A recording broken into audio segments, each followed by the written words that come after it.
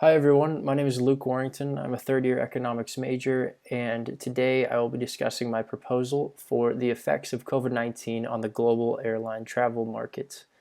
As an introduction, as you all know, the onset of COVID-19 has deeply impacted global markets, and one of those is airline travel. In June of this year, the global airline travel market was predicted to shrink from 800 billion US dollars down to 668 billion, and that was due to the virus alone just in this year. According to the Centers for Disease Control, and this is fairly intuitive, traveling in close contact with other individuals via airplane may increase the risk of contracting or spreading COVID-19. Because millions of people worldwide rely on this industry, it isn't sufficient just to blame things on the virus. It's necessary to study the effects of economic damage, lockdown policy, death rates, and public opinion on the success of the industry. The sample for this study will be data on airline seats occupied monthly at 11 of the world's largest airports. The months included will be February to June. So there are 5 months and 11 airports. That's a total of 55 observations. Excuse me. The airports included will be those of Atlanta, Tokyo, London, Los Angeles, Chicago, Paris, Singapore, Amsterdam, Dallas, and Istanbul. This data was collected from the Official Aviation Guide of the Airways, now known as OAG, and they are international aviation data providers. The dependent variable for this study will be airline seats occupied monthly at each of the 11 airports. Originally, OAG compiled a more complete data set covering more than just 11 of the airports, and an example of 1 month of their findings is available on the left side of the screen here. You see February's data for the number of seats occupied. And the way they did this was each original data set included ridership data for the world's 20 largest airports per month in terms of capacity as determined by their size during that month in 2019. So for instance, the 20 airports shown on the screen here were the 20 largest by capacity in February of 2019, and they're now being reported in terms of seats occupied in 2020. This was a bit of a roadblock for me, and I'll give you an example as to why. Shanghai, for instance, is towards the bottom of the list. They're included as the third to last because in February of 2019, they ranked by capacity in the top 20. However, let's say, for instance, that in March of 2019, they did not rank in the top 20. That would mean that in March 2020's data on airline seats occupied, OAG had not included them. And so for the sake of consistency and to study the effects of coronavirus on the same airports over time, over the 5 months that I had chosen, I only included the airports that appeared consistently over those 5 months on the list in terms of capacity, and as based on those 5 months in 2019. And those 11 airports were the ones that I listed previously. January was excluded because I didn't have data for January, and also I felt that the virus, since it was in its infancy, January wasn't really something that needed to be studied, or rather it would sort of be an outlier. It wouldn't really be pertinent to what I was trying to figure out because the virus hadn't yet begun to affect the entire market around the world. I chose February to June. The original data was from February to September, and I chose to cut it off at June because one of my independent variables, gross domestic product, for each country in which the airports are located, that's measured quarterly, and it was difficult to find reputable sources pertaining to Q3 GDP for each of the 8 host countries included. So to recap, the 11 airports included are the 11 airports that appeared consistently from February to June. The original data spanned February to September, but I'm cutting it off at June because of data available about gross domestic product. Why choose airline seats as the dependent variable? The number of seats occupied should be a direct indicator of consumer participation in the global airline industry. And I say this because, generally speaking, each seat indicated should be indicative of one ticket purchased. We won't consider it that way. We'll just be looking at the overall effect. But within reason, this is true. Of course, someone could fly using airline mileage points, and maybe they didn't pay for that particular ticket, but as an overall figure, this should be fairly indicative of how the market is doing. The airports included also give us a very good idea of the global overall impact on the market because these airports are spread across different countries and different continents.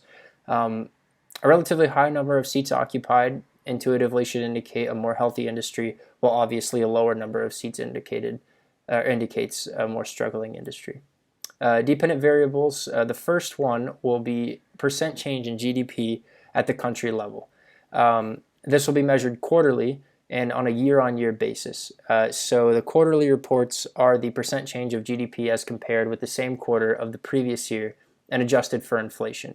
In other words, looking at the graphic on the left here, you see Taiwan is down 0.6% in the second quarter of 2020. That's as compared to the second quarter of 2019, and that's what's meant by a year-on-year basis. Only quarter one and quarter two will be included. These quarters span the months of January to June, but of course will only pertain to February to June for the sake of this study. Again, quarter three data was excluded because I couldn't find reputable sources giving data for all of the 8 countries involved. And I couldn't include quarter four data, obviously, because quarter four hasn't happened yet. Relevant theory here is that if airline travel is a normal good, consumers should want more of it as their income increases, and as their GDP increases, so should their income. So putting it simply, if change in GDP is positive and airline travel is a normal good, we should see greater ridership. So our hypothesis is percent change in GDP should have a significant and positive correlation with the number of seats occupied monthly.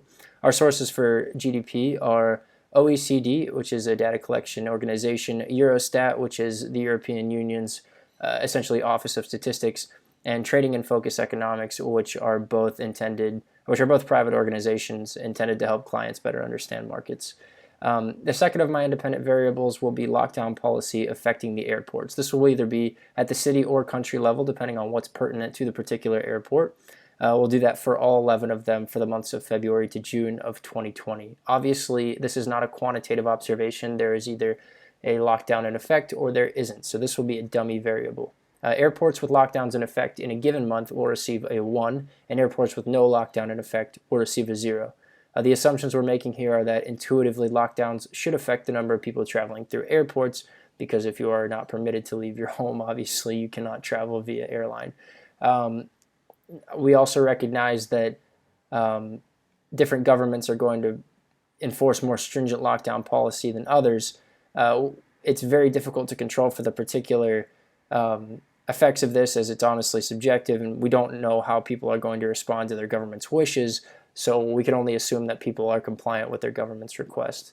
Our alternative hypothesis is that airports affected by lockdowns should see fewer seats occupied, and a negative relationship should exist between lockdowns and ridership. The sources here are basically taken from relevant news sources in each of the countries explaining when the lockdown started and ended. Our third independent variable will be the total confirmed deaths due to COVID-19 adjusted for population by month in each particular country. The raw death toll for each country will be divided by the total population and multiplied by 100,000. And the reason we're doing this is that obviously different countries have different populations. So, we would be essentially comparing apples to oranges if we didn't standardize it. And obviously only having, for example, in Austria, 1,800 deaths out of looks like 1.6 million. That's going to be a very small number. So we'll multiply everything by 100,000 and then input it into the regression. The assumptions we're making here are that a greater death toll in a country is indicative of greater public fear of the virus. Obviously, this is a strong assumption, but I feel it makes sense and it'll be tested in this variable. Obviously, greater public fear should lead to less air travel, assuming that it's not absolutely necessary because, as we've said before, there's a risk of contracting the virus on airplanes that's higher than by other means of transportation. So our hypothesis is that a significant negative correlation should exist between death toll and the number of seats occupied.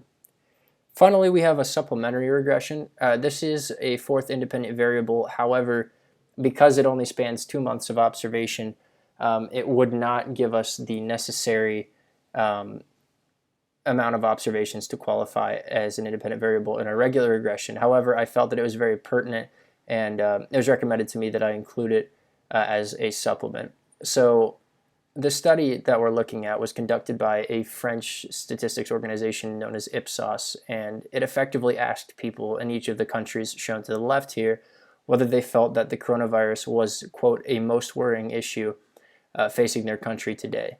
7 of the 8 countries that house the 11 airports, if you can follow that, are included in this list. So I felt that it was very relevant to what I was doing. And the assumptions we're making are that a higher percentage of people who feel COVID-19 is a most worrying issue should indicate that people will be more afraid of air travel. This will be inputted just by percentage.